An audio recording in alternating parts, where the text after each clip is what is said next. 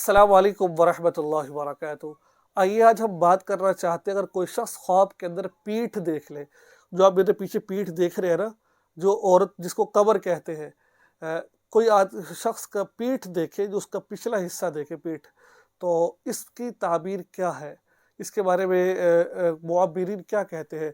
अगर कोई पीठ देखता है तो इसकी ताबीर क्या बनती है?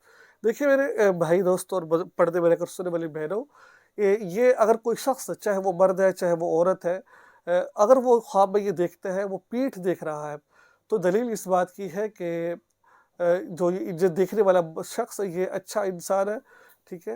ये इसके पाक होने की, अच्छे होने की दलील है कि इंसान एक खूबसूरत और अच्छे अखलाक का मालिक है। एक तो इसकी ताबीर ये बनती है। मैं मुख्तसर ताबीरें बताता हूँ, लंबी चौड़ी बात नहीं करता हूँ।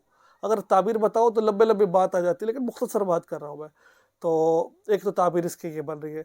दूसरे नंबर पर इसकी ताबीर ये बनती है कि क्योंकि पीठ से लड़का पैदा होता है, तो ये इशारा लड़के की तरफ है कि अगर इसकी बीवी हामिला है तो इसके यहाँ लड़का, अगर औरत खुद देख रही है तो वो हामिला है तो लड़का पैदा होगा।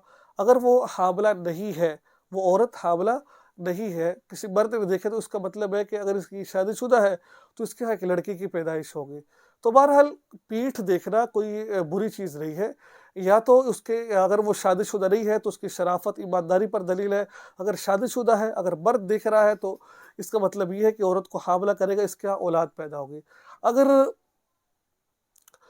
ये वो देखने वाली औरत है, तो इसका भी मतलब ये है कि अल्लाह इसको लड़के जैसी नेमत से नवाजेंगे।